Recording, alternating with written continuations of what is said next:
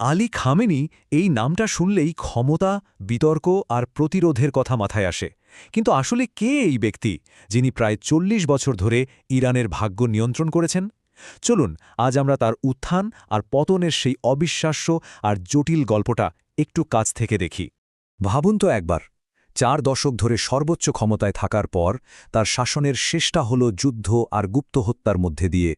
এটা এতটাই নাটকীয় একটা সমাপ্তি যা তার পুরো জীবন আর রেখে যাওয়া উত্তরাধিকারকে আরও অনেক বেশি জটিল করে তোলে।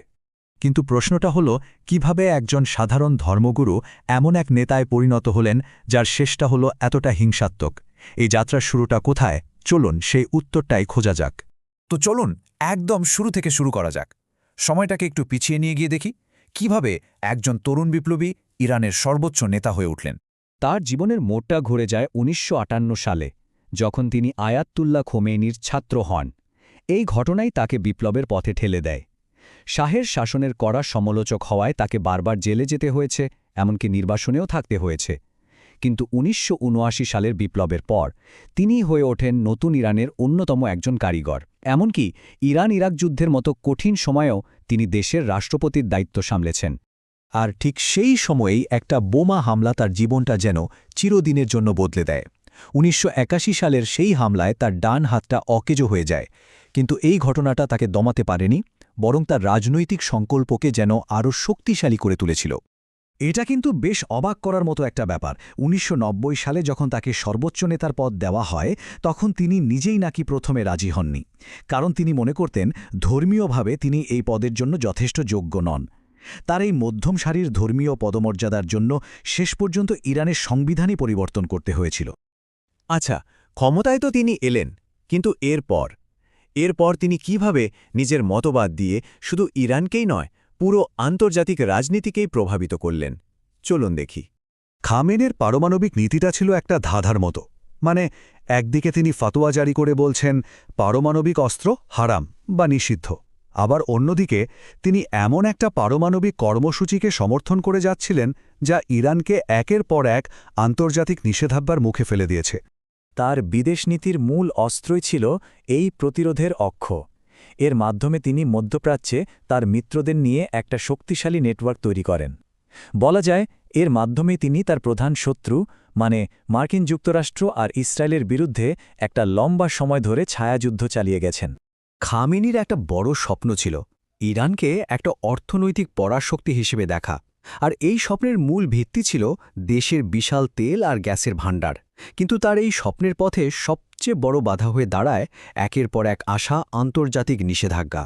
বাইরের বিশ্বে ইরানের প্রভাব তো বাড়ছিল, কিন্তু দেশের ভেতরের ছবিটা ঠিক কেমন ছিল? চলুন তার শাসনের সেই দিকটা এবার একটু খতিয়ে দেখা যাক। ৬। শুধু এই সংখ্যাটা একটু মনে রাখুন, কারণ এই সংখ্যাটাই খামেনির জীবনের সবচেয়ে বড় একটা পরিহাসকে তুলে ধরে। এটা হলো সেই সংখ্যা যতবার তিনি নিজের শাহের শাসনের বিরুদ্ধে কথা বলার জন্য গ্রেফতার হয়েছিলেন। আর পরিহাসটা হল, যে মানুষটা নিজে ভিন্ন মতের জন্য কারাবরণ করেছিলেন, তার নিজের শাসনের বিরুদ্ধেই সাধারণ মানুষ বারবার রাস্তায় নেমে এসেছে। এই স্লাইডটাই দেখুন তার শাসনকাল কিভাবে বারবার গণবিক্ষোভের আগুনে উত্তাল হয়েছে। আর এই সব বিদ্রোহ দমনের জন্য তার হাতে ছিল একটা বিশেষ বাহিনী, ইসলামিক রেভলিউশনারি গার্ড কর্পস বা IRGC। এটা শুধু একটা সেনাবাহিনী ছিল না, এটা ছিল একটা অর্থনৈতিক শক্তি আর তার শাসনের সবচেয়ে বিশ্বস্ত রক্ষা কবচ। বিভিন্ন সূত্র অনুযায়ী তার শাসনের অন্য পিছে ছিল দমন পীড়নের এক অন্ধকার গল্প। বলা হয় তার সময়ে রাজনৈতিক প্রতিপক্ষ থেকে শুরু করে সাধারণ নাগরিক অনেকেই রাষ্ট্রীয় সহিংসার শিকার হয়েছিলেন এবং ভিন্নমত প্রকাশের কোনো সুযোগই ছিল না। তো সব কিছু মিলিয়ে আমরা গল্পের সেই শেষ অধ্যায়ে এসে পৌঁছেছি, সেই নাটকীয় ঘটনাগুলো যা তার দীর্ঘ শাসনের ইতি টেনেছিল। সূত্র অনুযায়ী তার শাসনের শেষ বছরগুলোতে যুক্তরাষ্ট্র ও ইসরায়েলের সঙ্গে ইরানের উত্তেজনা একেবারে চরমে পৌঁছায়, আর সেখান থেকেই শুরু হয় সেই ভয়াবহ যুদ্ধ যা পুরো অঞ্চলকে একটা অস্থিতিশীল পরিস্থিতির মধ্যে ফেলে দেয়। আর ঠিক এই সময়েই তার বিরুদ্ধে সবচেয়ে ভয়ঙ্কর অভিযোগটা ওঠে। সূত্রটি দাবি করে ২০২৬ সালের চূড়ান্ত গণ অভ্যুত্থানের সময় তিনি নিজের দেশের মানুষের বিরুদ্ধেই চরম সহিংসার অনুমোদন দিয়েছিলেন। তাহলে শেষ পর্যন্ত তার রেখে যাওয়া উত্তরাধিকারটা কি দাঁড়ালো? একদিকে সামরিকভাবে শক্তিশালী এবং আঞ্চলিকভাবে প্রভাবশালী এক ইরান, আর অন্যদিকে কঠোর নিষেধাজ্ঞা আর অভ্যন্তরীণ নিপীড়নে জর্জরিত একটা দেশ। এক কথায় একটা অত্যন্ত জটিল আর পরস্পর বিরোধী ছবি। আর এই গল্পের শেষটা হয় যুদ্ধের প্রথম দিনেই গুপ্ত হত্যার মাধ্যমে। এই ঘটনা ইরানকে এক নতুন অনিশ্চয়তার দিকে ঠেলে দেয়। তার মৃত্যুর পরই ক্ষমতা গ্রহণ করেন তারই পুত্র মোজতাবা খামেনি।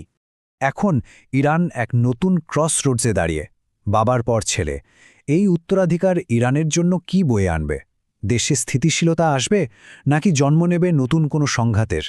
এর উত্তর হয়তো সময়ই বলে দেবে।